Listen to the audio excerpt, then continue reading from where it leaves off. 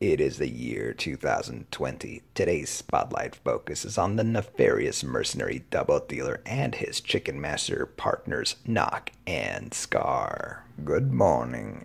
I have a feeling that most people don't know who Double Dealer is in the Transformers universe, as he never appeared in the cartoon, and his personality seems to be different based on if you are from the Japanese side of things, or from the American side of things, or the Western side of things in general.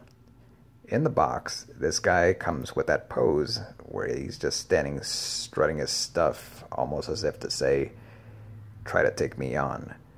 So this guy is unique amongst the Transformers in that he plays a dual role as both an Autobot and a Decepticon. His claim to fame was that he was a Power Master when his toy was originally released, which meant that he could be either a good guy or a bad guy, as you know. The original gimmick worked something like this. You had a little buddy, a little partner that went with this figure, that when attached would unlock key features of his transformation. So Double Dealer of today is very similar in his homage to his original figure, where he will adapt to whatever circumstance needs him the most, and as such, his transformations and his ability to integrate himself into multiple modes really goes with the fact that he never seems to be on anybody's side. Only the highest bidder will take him. I'd like to think of him as a sort of Boba Fett bounty hunter sort of character, or kind of like one of the Predators, where he's just kind of got a whole lot of little tools and gadgets to help him out. So here's one of his Power Master partners. This guy is Knok, an Autobot, and these are packaged separately. They do not come with Double Dealer. You can pick these up on Hasbro Pulse. They come in a 4-pack along with the other Power Master Skar, which is the Decepticon bat that goes with Double Dealer. And as you can see, they use the same kind of cassette configuration transformation. And he will turn into a little guy who can actually integrate with Double Dealer. So you can get that in the Spy Patrol case. That also included Wing Thing and Rumble, or Frenzy, whichever one you prefer. The 4-pack Spy Patrol Soundwave cassettes. These guys do have a slightly better premium paint job than the regular cassettes, so I think that's a nice little touch. And here he is next to Double Dealer. The chest component of Double Dealer will open up similar to Soundwave's chest, with this chest panel flipping down. And as you can see, there's an homage here to the Power Master engine that used to plug into Double Dealer. So that's the faux Knok that you see there on his belly, his abdomen engine. So you just fold down this panel. And I'm not going to transform this guy again. We'll just use a little bit of movie magic and just flash forward, because I'm just too lazy to turn him back. And it's also, yeah. So we're just going to snap forward. There we go. Now you'll just plug this little guy in, and you can turn the chest panel around so it's still viewable. I kind of like that. Yeah, I dig that. Now watch this. A lot of people wondered what this little engine was for here. Flip this up and, wait for it, Knok and his other little partner, Skar, have these little flip-out tabs here. And you can kind of see where this is going. That tab will fit snugly into this little slot right here, and presto, you are now a Power Master. You are complete now. And because he is an Autobot, Knok will change this guy, change Double Dealer that is, into an Autobot. And to show that off, his shoulder displays, the little logos here, can flip over, so you can present them however you'd like. If you'd like, you can be an Autobot and be on the side of Optimus Prime, taking orders from him, doing missions for him, or you can plug in Skar and be on the side of the Decepticons. I really like that. This is a new idea. Oh, let me talk about this. So, yeah, he's a lot on the heavy side. His upper body is very heavy.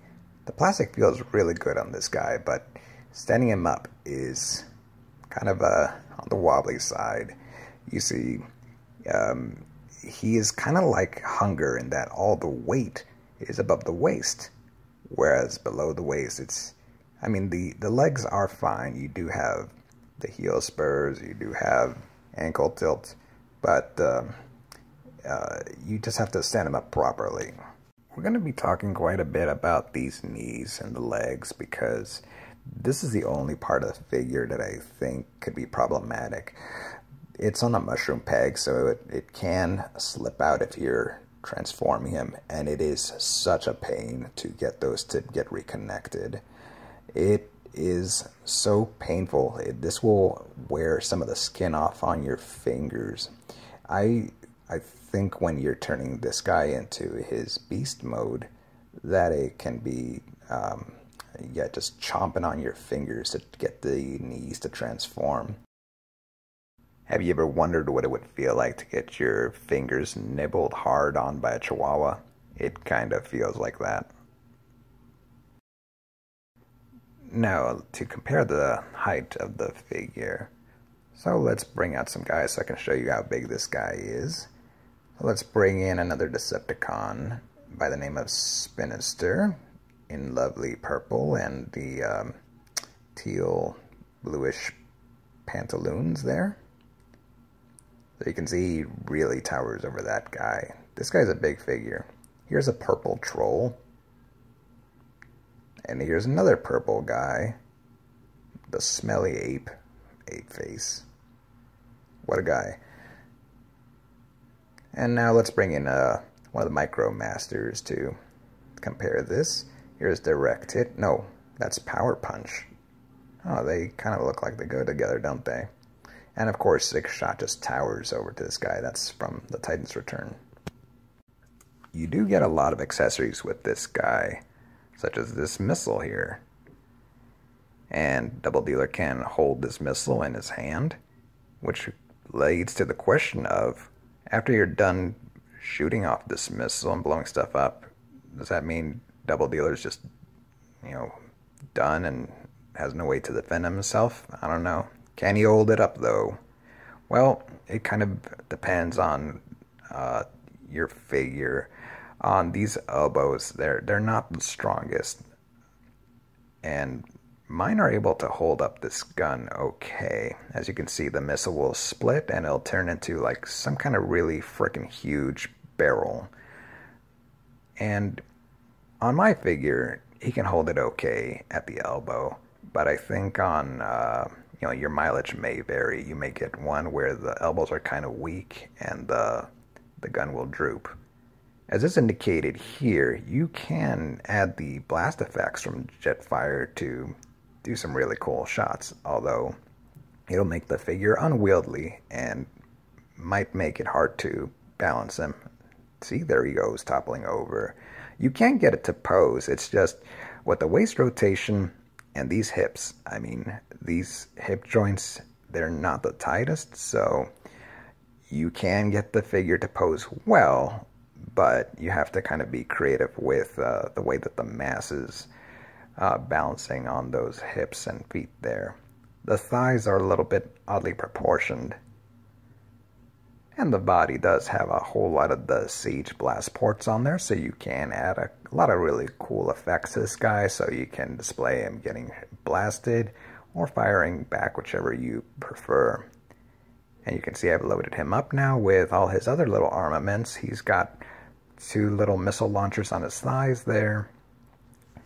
And he has another little cannon that he can wield as a gun or mount on his shoulder. And also a radar, a little radar tool that goes on his shoulder. You can kind of move these weapons around anywhere. I'm just displaying it how I think it looks best. The new leader price point has more to do with the accessories that these Siege and Earthrise figures come with rather than the height. Now, I did mention earlier that there were 2 Power Masters that go with this guy, so let me introduce you here to Skar. He's the Decepticon Bat, and he is molded the same way as the Rat Bat figure is that came with Rumble and Siege, but the head sculpt is different, giving him a nice, toothy, wicked grin. I really like this guy. If I could get the camera to focus. Anyway, the paint job is done very well. Nice purple and yellow there. And he will fold up and plug into Doubledealer's chest, just the same way as Knok can. And he has the same ability to plug in the engine abdomen onto his little back. So it's a shame that they didn't come bundled together. But of course, you know, you have to find a good way to market these things, don't you? Now, before we get into transforming this guy into his vehicle mode, I just want to show you the way that Skar can integrate into the chest. Now complete with toy hack stickers for added visual deliciousness. Anyway, I think these little 2 Micromasters, Direct Hit and Power Punch, go right well with these other figures. Maybe they work together. Maybe they can sometimes join up. What do you think? Optimus Prime! I promise you, I'll do my very best to serve the Autobots from now on. Thanks very much. No, thank you. We'll meet again.